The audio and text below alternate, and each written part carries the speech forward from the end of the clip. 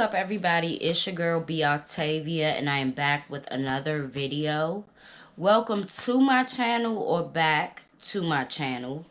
This week I've been doing a lot of DC news, and I feel like I'm trying to stay up to date on everything that's happening. We have a lot of updates in different cases that I will be going through with y'all and revisiting for you guys. When I talk about something, I become very invested in it, you know, in the progress of it all. So today we will be talking about the homicide case of Dara Northern. She is, just like myself, from Washington, D.C., 29 years old, a lot more life to live. Today we have some very important updates. Without further ado, let's get into the video. 29-year-old Dara Northern was gunned down on July 18th of last year. She had big dreams of working both behind the scenes and on camera. She excelled in college and went on to working with WUSA 9. The sky was the limit for Dara, but all of her dreams got extinguished when her boyfriend, of all people, shot her as she sat in her friend's vehicle. Her boyfriend, Idrissa Falls, was standing outside the vehicle and shot through the window. New details have been discussed in court, coming from a witness that was a very close friend of Dara's. But this witness also knew Dara's boyfriend's nickname well enough to call him by his nickname. The new details state that the suspect, Mr.Falls, had a hearing on September 23rd where his trial date was set. According to court documents, the couple, meaning the suspect and the victim, had a nasty argument the night before this shooting. Court documents also state that the argument was about food.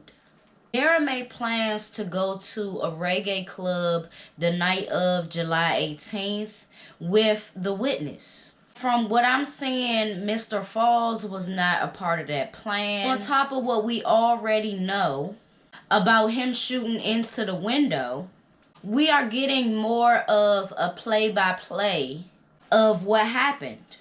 The witness stated that Dara came from upstairs to outside and got into the car on the passenger side.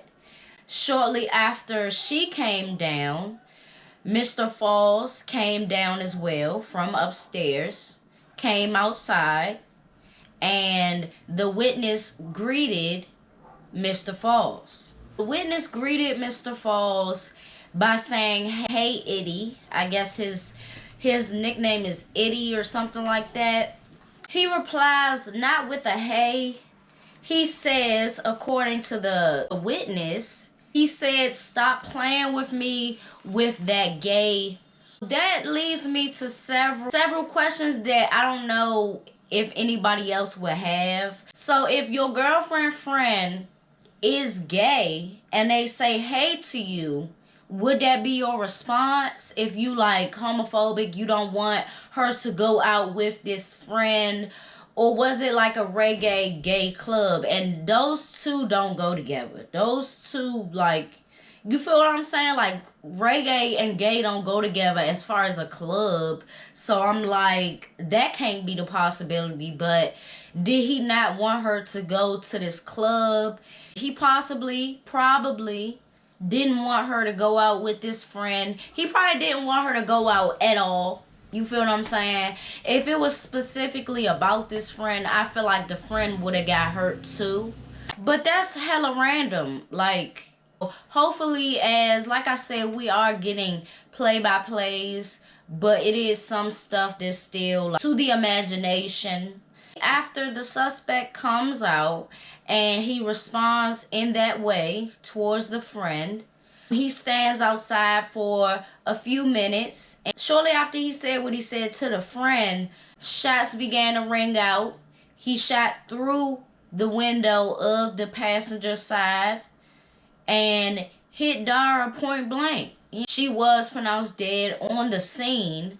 Another update is that he will have a hearing on December 9th.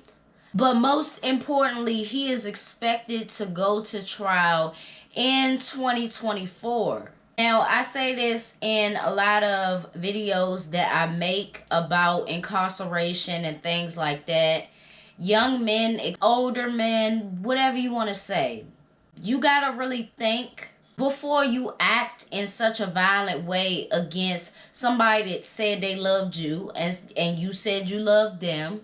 And also, if you are impatient in life where you wasn't locked up, life where you wasn't on curfew, wasn't on parole, wasn't on probation, if you didn't have patience then to sit and wait and not react and lash out, I don't know how you gonna have the patience to wait for a murder trial.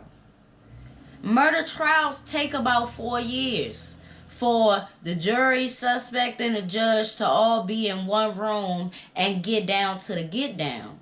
So if you're not willing to wait for your girlfriend to come home from partying, let her party after a long week of working. What's life if you can't at least have one day out of the month to enjoy it? If you can't wait for her to come home after she done partied with her girls, have patience to do that. You don't want to have patience to do that. You want to kill somebody. You did it, and now you're going to have to wait. Sit tight and wait. A whole, 2 years? He is going to trial May 6th of 2024. You didn't have the patience, and look where it got you. It's a shame that it's a lot of domestic cases in the District of Columbia that end up like this. But I am happy that all of the pieces fell into place where there was somebody that could know who the fuck that was, because there could be witnesses of different cases that are similar, but they aren't witnesses that know them personally. You know what I'm saying? So how can you ID somebody if you don't have really, really good memory and things like that? I'm glad that it's a really good witness in this case, and I'm glad that he's gonna have to wait quite a while to finally hear his fate. You can't be out here being the Grim Reaper and deciding another person's fate without the judge and jury deciding on you. That's just how that shit should go. That's the perfect karma for me. I know that a lot of people will go further when they talk about karma, but I'll take what I can get. And if a person isn't patient in the free world, they gonna have hell to pay up in that penitentiary. Because you don't just learn how to be patient overnight. You don't learn how to be patient in a year. It takes some people, some individuals, 10, 20 years to fully be patient. And he gonna have to hold himself down. 9 times out of 10, she was holding you down. You know how many couples in the District of Columbia it's one-sided? You feel what I'm saying? It's one-sided where the woman gives the love. The man is supposed to give some type of security and all these things, but the woman ends up doing more in the relationship. It's not even just financial, more in the relationship, but the other person gets so much out of it. And you took her life. Should never be right. I still feel to this day that some guys, you can't be with them. You can't do nothing with them. Not even a one-night stand, because they jealous of your confidence. They jealous of your success. No matter how minute or, minimal your success may be. It's a lot of guys out here that have that jealousy towards women, where they feel like men are supposed to be the only successful ones. That's not how life works. And anytime a woman rises, they feel like a woman slept her way there, or something to demean the woman.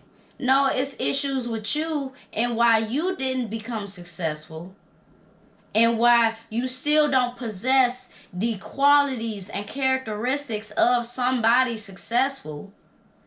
But you want to spend time, instead of, perfecting your craft and getting on your shit, you want to spend time cutting down those who are very much so confident and very much so successful. Successful in being a great person. It don't even have to be success as far as a business.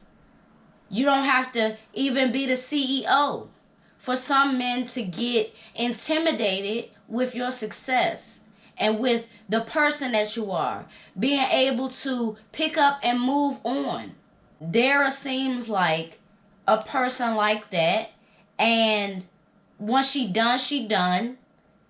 And some guys know that for a fact, to the point where it's so unspoken. It's in your core that I'm going to leave you because you got me fucked up, and I'll get over it eventually. He knew that she was probably done with him. And that's how a lot of the situations go. You don't want to be with me, you won't be with nobody. People need to stop thinking like that. That's sick. That's sick. Well, now she can't be with nobody. Damn. Not even her mom. Not even her family. Ain't nobody getting out of a messy ass relationship just to get in another one. Any woman with sense wouldn't do that.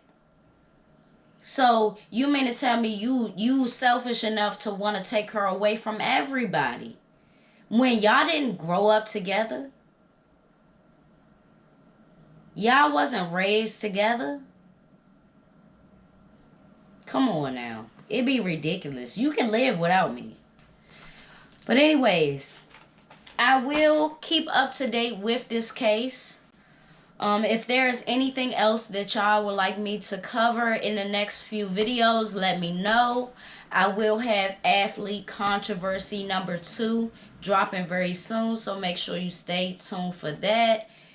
In the meantime and in between time, I'm going to be getting to y'all, responding in the comments. Make sure y'all like this video, and I'm going to see y'all in my next one.